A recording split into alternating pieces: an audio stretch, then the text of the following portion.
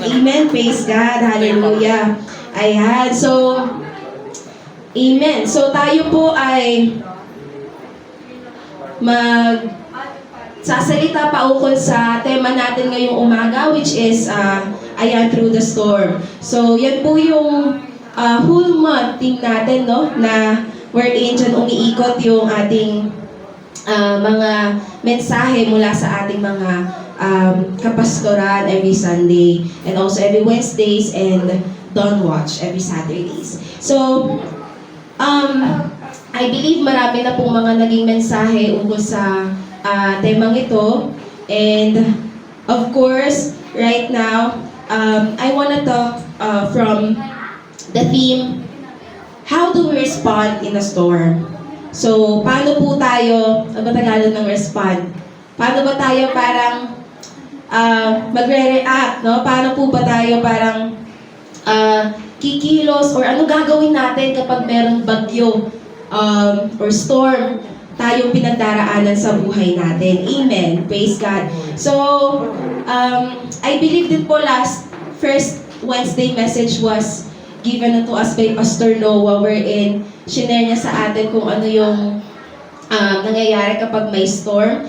And ang kagandahan po kapag nag-aaral ka ng salita ng Panginoon, hindi lang yung salita ng Panginoon yung aaralin mo eh. Minsan napapaaral ka pati sa sciences, pati sa kung ano-ano bang pwedeng related na pwedeng i-include, no, sa word natin. And ngayon, dahil magsasalita ako, kumbaga parang na-curious ako in a sense kung paano ba na-form yung storm, paano ba nangyayari yung storm. So, hindi naman tayo dito mag-focus, pero it's just so amazing talaga kung paano inaalaw ng Panginoon yung mga ganong pangyayari. And maraming series of events or processes kung paano na-form yung storm, but ang pinaka-context is kapag yung warm, moist, at saka yung humid, no? Nagkaroon sila nag-mix up sila, and then nagkaroon ng formation ng ulap na sobrang kapal. And alam naman natin na yung ulap, yun yung may mga water droplets na binabagsak. And marami pang nangyayari kapag yung air pressure dumagdag pa, lalo pang daragdag, and doon nagpo-form yung storm. So, ang amazing lang kasi ganun siyang, kumaga parang sa ganun ka-ikling detalye, no, kayang ibigay ng Panginoon at kayang i-allow ng Panginoon. So, when it comes to responding to a storm, meron po tayong dalawang taong pag-aaralan. Amen. Last time nung nag-share ako sa Dawn Watch, we focused on, kanino ba? Kay King David, tama ba? Kung ano yung context ng sa Psalms 57:1, no? Nag-focus tayo kay King David. Ngayon, mag-focus tayo sa kanya and another character, which is si King Saul. Yan. So, dalawang tao po yung pag-aaralan natin ngayon, and how do they responded, or how did they responded, no? In a situation wherein meron silang na-encounter na storm or bagyo sa buhay nila. So, let's go first to King Saul. Mababasa po natin yung kwento, yung context ng kwento niya sa 1 Samuel chapter 13 verses 6 to 7. Ayan. So, basahin po natin. Diyan na lang. Sige, diyan na lang. When the Israelites saw their situation was critical, that their army was hard-pressed, they hid in caves, thickets, among the rocks, and pits and cisterns. Some Hebrews even crossed the Jordan to the land of Gad and Gilead. Saul remained at Gilgal, and all the troops with him were quaking with fear. So, context po para sa situation na yan, early in his reign, no? Nung naghahari na si King Saul bilang hari, he faced many, mga kalaban, of course. Ganyan naman po, di ba, sakupan sila. One of which is yung mga Philistines, no? Noong mga panahon na yon, yung mga Philistines na yon, they gathered a massive army of 3,000 chariots, and maraming soldiers yung kaakibat nun or kasama nun. Syempre, kumbaga kung iisipin natin ngayon sa isang gera, parang libu-libong tangke na yon. no? Parang libo-libong army na susugod sa kanila King Saul nung panahon na yon. And ang daming mga soldiers na pwedeng kumalaban sa kanila. So, si King Saul, hindi niya alam yung gagawin niya. No? Hindi niya alam yung gagawin niya. Supposedly kasi darating dapat si Prophet Samuel nung time na yon para mag-offer ng burnt offering. And then, kasi yung act of offering nung mga panahon na yon would help them kung ano yung gagawin. Would help them, guide them kung ano yung gagawin. Kumbaga, the Lord will be with them. Mga ganon, no? So, dapat darating si Prophet Samuel pero hindi siya dumating. So, ang nangyari, noong mga panahon na yun, syempre, si King Saul, he's very tensed, no? Pressured in a way. Hindi niya alam yung gagawin niya kasi yung mga army na darating from the Philistine team, dumarating na sila and then aatakihin na. They are ready to attack King Saul and his army. Tapos, natakot siguro pati yung mga army, no, ni King Saul. Ang nangyari, dahil hindi nila alam yung gagawin nila, nagsitago sila. Nagtago-taguan sila.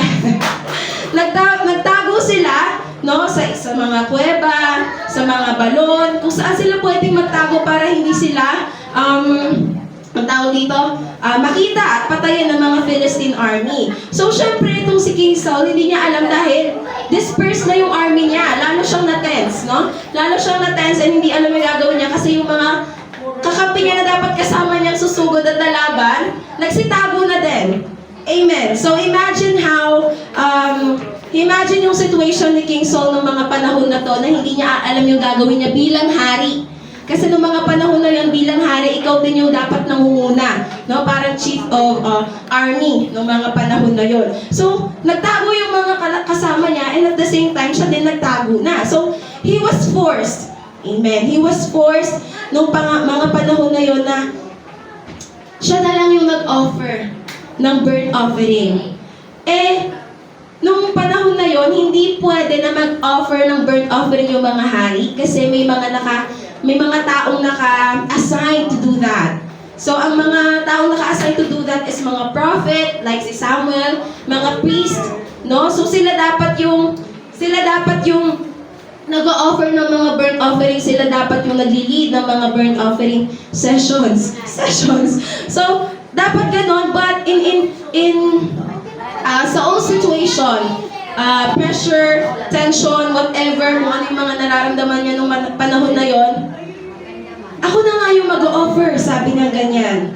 So, Saul offered the burnt offering instead of Samuel, and makikita natin dito that hindi naman kasi yun yung commandment ng Panginoon, no? Hindi naman yun yung inutos sa kanya ng Panginoon.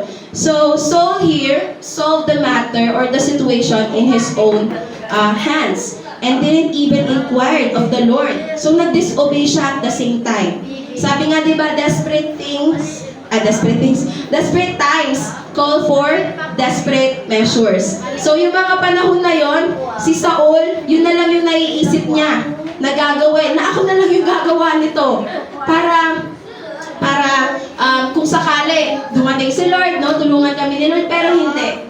It was assigned to Samuel, the prophet. Instead, si Samuel yung gagawa, siya yung gumawa. Siguro, na-test siya, and he was impatient, and hindi na niya alam yung gagawin niya, no? So, ganun yung ginawa ni King Saul. On the other hand, si David, alam naman natin yung mga pinagdaanan ni David bilang bago pa lang siya maging hari at nung naging hari na siya, no? Kung iisipin natin, honestly speaking, syempre mas mahaba din naman yung panahon niya sa Bible kung paano siya dinescribe, paano yung mga naging buhay niya. But kung iisipin natin si David nung mga panahon na to, mas marami siyang pinagdaanan. Even sa relationship nila ni King Saul, di ba? Kahit si King Saul, gusto niyang patayin si David. So that's one situation wherein sobrang hirap din si David noong mga panahon na yon. And marami pang nangyari. Bumalik siya sa hometown niya. Umalis kasi siya, tapos bumalik siya sa hometown niya. And just imagine, nung bumalik siya sa hometown niya, limas lahat. Wala yung mga asawa niya, wala yung pamilya niya, wala yung mga anak niya, lahat nawala. So, ganun yung nangyari sa kanya. And for over 12 years, ikot-ikot siya sa wilderness. And for for those times, lagi siyang nagtatago kasi nga lagi siyang tinutugis, lagi siyang hinahanap para patayin. So, ganun ka, tawag dito, daunting, no? And then challenging yung naging life ni David noong mga panahon na yon. Okay lang sana kung isang buwan lang, mga ganyan, 3 months, or a year, pero ang nangyari kasi 12 years and over na ulit-ulit na hindi nakakawala si David sa ganong sitwasyon niya na lagi siyang hinahanap para patayin and laging at stake yung buhay niya. So kung ikukumpara natin sa naging sitwasyon ni King Saul at ni David noong mga panahon na yon, sa totoo lang, si David yung mas may karapatan. I mean, siya yung mas may parang siya yung magre-respond agad na siya na lang sana yung gumawa ng mga bagay. So, solusyonan na lang niya sa sarili niyang pamamaraan. Kasi imagine 12 years and more, no? Na ganun yung sitwasyon ni David. But, noong mga panahon na yon, the very beautiful thing that David did was, sabi sa 1 Samuel 36-8, dyan po natin mababasa, ito yung ginawa ni David na sobrang amazing, no? Sabi niya dito, David was greatly distressed because the men were talking of stoning him. Each one was bitter in spirit because of his sons and daughters. But David found strength in the Lord his God. Then David said to Abiathar, the priest, the son of Ahimelech, bring me the ephod. Abiathar brought it to him, and David inquired of the Lord, shall I pursue this raiding party? Will I overtake them? Pursue them, he answered. You will certainly overtake them and succeed in the rescue. Sabi niya ganyan. Sa ibang translation, ang amazing dito, everything that you lost will be restored.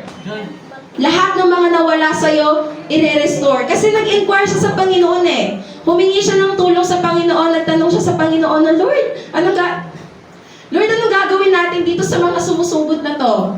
Anong pwede nating gawin sa situation na to? And sinabi ng Panginoon sa kanya, pursue them. Take over. Kasi bibigyan sila ng Panginoon ng katagumpayan.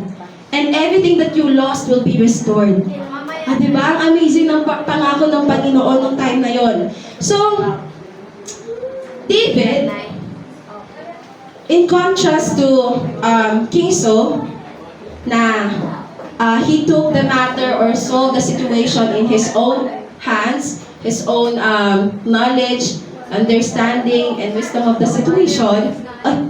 Pero si David, ang ginawa niya, he found his strength in his God. Amen? Even si Saul na gusto niyang patayin, may chance na si David na patayin siya, pero ang ginawa niya, hindi niya ginawa na patayin. Do not touch the anointed one, sabi pa nga niya. So, anong ginawa ni David dito? Dalawang bagay po na gusto nating matutunan from David. Number 1 is in verse 6 ba yun? Yung 1 Samuel chapter 30 verse 6, he found, amen, the strength in the Lord his God.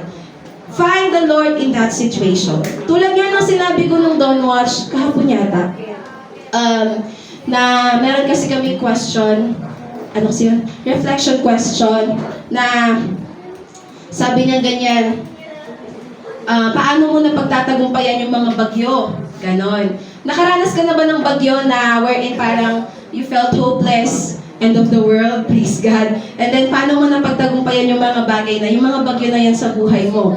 So, ako po kasi personally, sabi ko nga, I'm intentional sa pagsik ko sa Panginoon and paghanap ko sa wisdom ng Panginoon kahit na hindi ko feel na gawin yun. Paano ba? Kunwari, parang syempre, nandun pa lang ako, kumbaga parang, dumating pa lang yung problema. Kumakatok yung problema, pumasok na siya. So, tawag dito, pinaprocess ko pa lang siya, no? pinaprocess ko pa lang yung sitwasyon sa buhay ko kung, Lord, ano bang nangyari? Ano po itong nangyari? Bakit ganito, ganyan, ganyan? So, in that middle of questioning and asking the Lord kung ano yung nangyari, bakit nangyari yung mga ganun sa buhay ko, ang ginagawa ko, tulad ng kay David dun sa part na yun, na hinahanap ko yung Panginoon dun sa sitwasyon. Nagiging intentional ako doon sa part na yun kahit na hindi pa siya like, tawag dito, parang full sa heart ko na hanapin siya. Kasi po yun, parang sabihin na natin napipilitan. Napipilitan kang hanapin yung Panginoon sa sitwasyon na yun dahil hindi mo pa nga alam yung gagawin. Pero ganun yung ginagawa ko. And I found it effective naman sa akin kasi after asking and seeking the Lord, I will read the Bible and the Lord will tell me what to do. The Lord will give me the wisdom on what to do. And praise God kasi siguro sa po akong tao. At siguro sa po akong tao and once the Lord kumbaga parang kunwari, ay, may nireveal yung Panginoon sa Bible. Magtatanong pa, hindi naman magtatanong, pero Lord, ito na ba yun? Mga ganon. Lord, ito po ba yung gagawin ko? Sige, paano natin gagawin? Mga ganyan. And then at the same time, no, I have these people around me that I ask kung ano yung mga parang wisdom from them kung ano yung gagawin nila sa mga ganitong situation. And praise God kasi most of the times naman po kino-confirm ng Panginoon through those people that surrounds me. So, ganun ka-importante yung circle din natin at the same time, no? So, yun yung unang ginawa ni David. He found the strength in the Lord his God. And alam niyo po, mahirap talaga, but we have to choose and be intentional about it. Na hanapin si Lord, hanapin yung hope na meron tayo. Kasi kung hindi natin i-overcome yung mga ganong situation, tayo lang din po yung hindi makakabangon, no? And gusto ko lang din i-emphasize yung part na in the Lord his God. So David can come to the Father boldly and with confidence kasi alam niya yung relationship niya with the Lord. Amen? Ikaw ba, lalapit ka ba sa tao hindi mo kilala?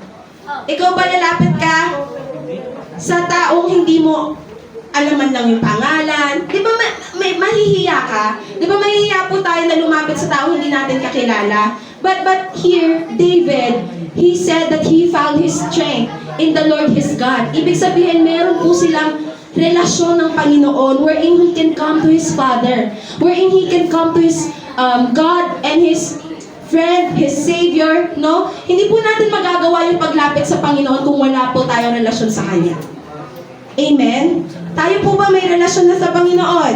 Amen. Amen. Praise God. So, by then, wag po tayong ma-confuse or i-overcome po natin yung thoughts na mahiya tayo sa Panginoon kasi may relasyon na tayo sa Panginoon at kaya natin lumapit sa Panginoon if we would only choose to come to Him intentionally. Amen po.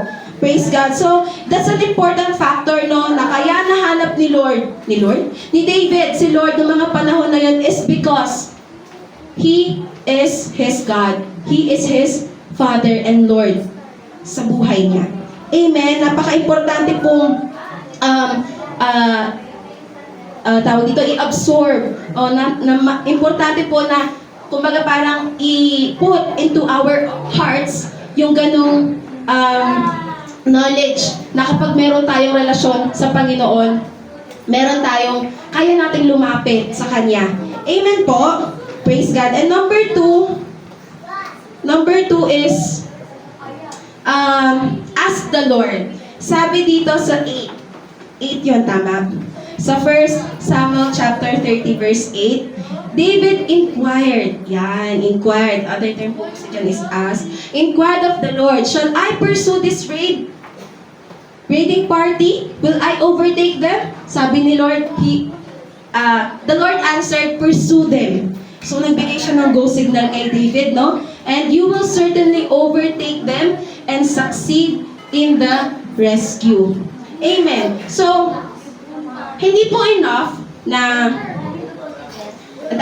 hindi po enough na magtatanong lang tayo sa anong gagawin natin sa Panginoon, but also we have to take action. Also, we have to obey. Also, we have to do what the Lord wants us to do. Kasi dito, nag-inquire siya, and ano sinabi ng Lord sa kanya? Pursue them. Ibig sabihin, anong pursue?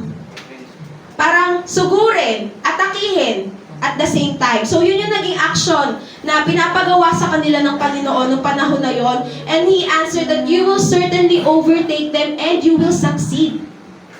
You will succeed in that rescue, no? And everything will be restored. Lahat ng nawala sa iyo mare-restore. Sabi ganyan ng Panginoon kay David. So hindi lang po tayo hearers of the word but also doers of the Lord, of the word of God. Amen. So, kapag hindi kasi natin ginagawa, kunwari, hindi natin ginagawa yung mga bagay na pinapagawa ng Panginoon and we're just about or after the knowledge. Kumbaga para tayong isang taong nakatingin sa salamin. And kapag hindi natin ginawa yun, nakakalimutan na natin kung ano yung itsura natin. Imagine kung yung salamin represents the Word of God. Tapos, nabasa mo, nakita mo, pero hindi mo in-apply. And then, ang nangyari, parang nawala lang din siya. Naintindihan ba? So, parang ganun na.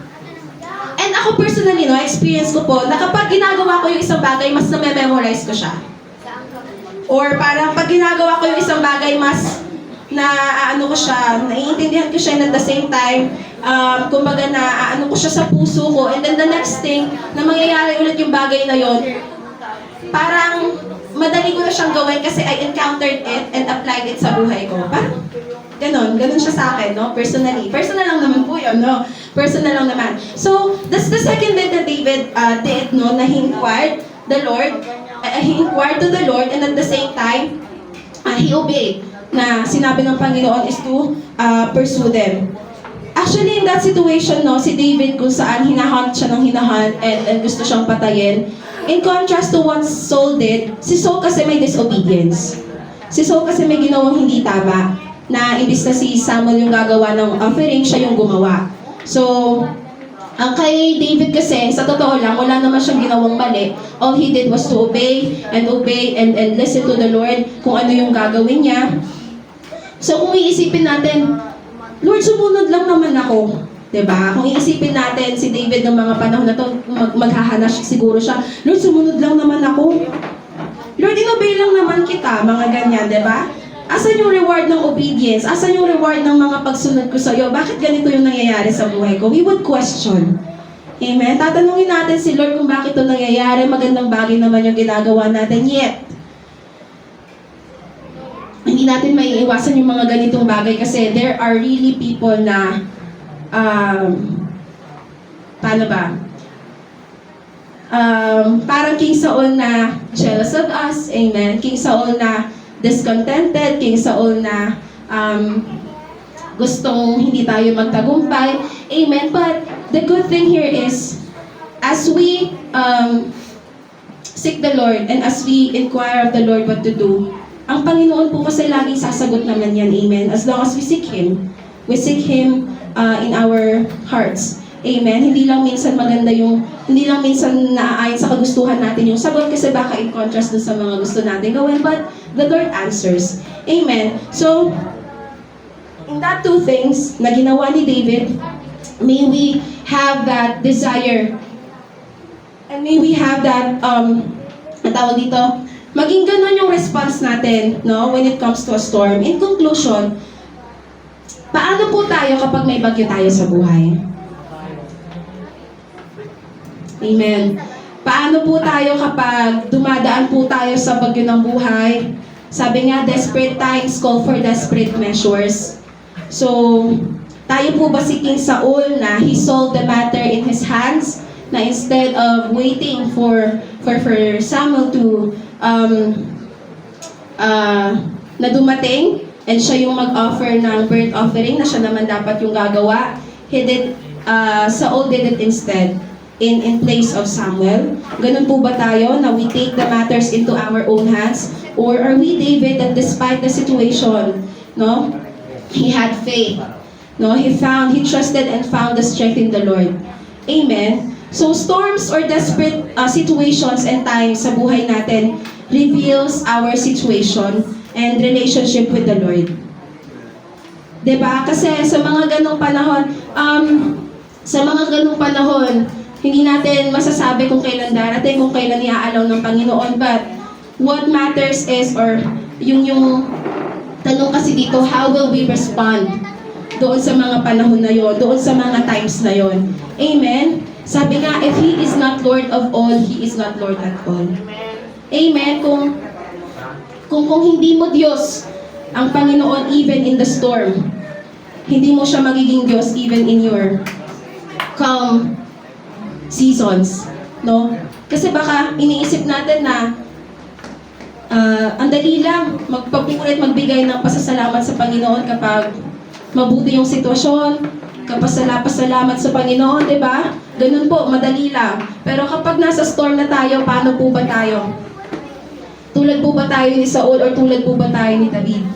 Amen. I pray that everyone in here, as we heard the word of the Lord, may we respond in a situation na magta-trust, magkakaroon ng pananampalataya, amen, hahanapin yung kalakasan sa Panginoon, hahanapin yung wisdom sa Panginoon kung ano yung gagawin natin.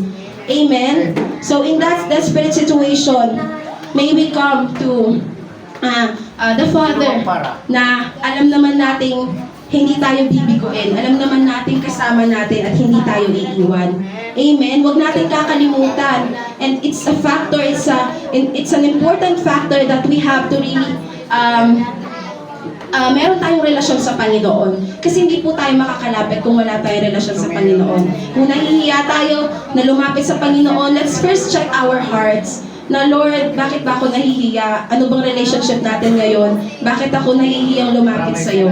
Amen. And in that, the Lord will surely help us in our desperate situations. Amen po. Praise God. Sige po, tayo pong lahat ay manalangin. Hallelujah, Heavenly Father. Lord, maraming salamat, Panginoon, sa umagang to, Father God. We thank you for your words. We thank you for your reminders and encouragement, O God, sa buhay ni David, sa buhay ni Saul, Panginoon. Lord, in the storms of our life, Father God, hindi namin alam kung sa bawat sitwasyon at season ng buhay namin, Lord, may we call up unto you, Father God. May we come to you, Panginoon.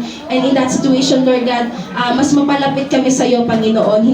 Hindi lumayo, Panginoon. Tulungan mo kami na bigyan ng wisdom, ng desire, and knowledge, Lord, to do what to do, Panginoon, what you want us to do, Father God, sa mga ganong sitwasyon ng buhay namin. And I pray that in this desperate situations and desperate times, Panginoon, Lord, may we first come and be intentional, Father God, to seek and find the strength in you, our God, and ask and inquire, Father God, kung ano, Panginoon, yung dapat gawin. And Lord, most importantly, may we have this heart of obedience, Panginoon, na sundin at gawin, Panginoon, yung mga bagay na pinapagawa mo, kahit mahirap, kahit hindi namin maintindihan, Lord, or kahit na in contradiction, Father God, on what we want to do on our own, Father God. Salamat, Panginoon, sa iyo ang lahat ng papurit pasasalamat, sa iyo ang lahat ng katagumpayan sa oras na to at umagang to. We praise you, we honor you, in Jesus' name we pray. Amen. Praise God. Palakpakan po natin ang Panginoon.